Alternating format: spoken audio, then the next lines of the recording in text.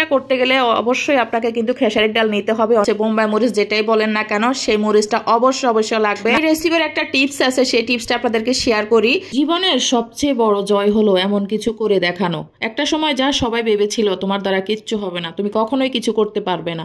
আসসালামু আলাইকুম, সবাই কেমন আছেন? চলে আসলাম আবার একটা বড় ভিডিও নিয়ে আপনাদের মাঝে। আমি আপনাদের মাঝে শেয়ার করব বরিশালের ঐতিহ্য একটা রেসিপি, দুর্দান্ত স্বাদের সিম্পল একটা রেসিপি আপনাদের সাথে শেয়ার করব। এটা হয়তো অনেকেই জানেন, শাক দিয়ে ডালের রেসিপি। আর এই রেসিপিটা শিখা হচ্ছে আমার শাশুড়ি মায়ের কাছ থেকে, যেহেতু আমার শ্বশুর বাড়ি বরিশাল, আমি বরিশালের মেয়ে না। পরে শাশুড়ি মায়ের হাতের এই রান্নাটা সবসময় আমার কাছে এত ভালো লাগতো। এখন দেখা গেছে আমি এই রেসিপিটা এখন ট্রাই করি, খুব ভালো লাগে। আর বর্ষার সিজনে বেশি এই রেসিপিটা করা হয়। এই রেসিপিটা করতে গেলে অবশ্যই আপনাকে কিন্তু খেসারির ডাল নিতে হবে। অনেকে মসুর ডাল দিয়ে রান্না করে, মসুর ডাল দিয়ে রান্না করলে আর এই ডালের রান্না করলে দুইটার টেস্ট কিন্তু আলাদা হবে, কিন্তু বেশি টেস্ট হচ্ছে আপনার খেসারির ডাল দিয়ে করা। এই রেসিপিটা করতে হলে আপনাকে কিন্তু অবশ্যই নাগা মরিচ বা বোম্বাই মরিচ যেটাই বলেন না কেন সেই মরিচটা অবশ্যই লাগবে, না হলে কিন্তু টেস্ট পাওয়া যাবে না। এটার বিশেষত্ব হচ্ছে নাগা মরিচ।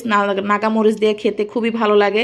তো অবশ্যই আপনারা দেখে নিয়েছেন, অনেকে ডালগুলো সিদ্ধ করে কেউ বেটে নেয় বা ব্লেন্ডারে ব্লেন্ড করে নেয়। আমার কিছুই করা লাগে না, যেহেতু আমি প্রেসার কুকারে সিদ্ধ করেছি। তো সেই ক্ষেত্রে প্রেসার কুকারে সিদ্ধ হয়ে গেছে, তারপরে আমি কড়াইতে ঢেলে পানি দিয়ে তারপরে আমি ডাল ঘুটনি যেটা আছে সেটা দিয়ে হালকা ঘুটে নিলাম। একদম মিক্সড হয়ে গেছে, আপনারা দেখতে পাচ্ছেন যে কোনো রকম কোনো লাম্পস নাই। আর আমি এখানে যে বোম্বাই মরিচটা দিলাম, বোম্বাই মরিচ অর্ধেক দিয়েছি। এই মরিচটা অনেক বড় ছিল, পুরো একটা মরিচ দিলে দেখা গেছে এটা খাওয়া যাবে না, অনেক ঝাল হয়ে যাবে। বোম্বাই মরিচ তো অনেক ঝাল আমরা জানি। তো সেক্ষেত্রে আমি একটা মরিচ দিছি, একটা মরিচে এনাফ। আর খাওয়ার সময় বাকিটা যার যতটুকু লাগে সে ততটুকু আলাদা করে নিয়েছে। এই রেসিপির একটা টিপস আছে, সেই টিপসটা আপনাদেরকে শেয়ার করি।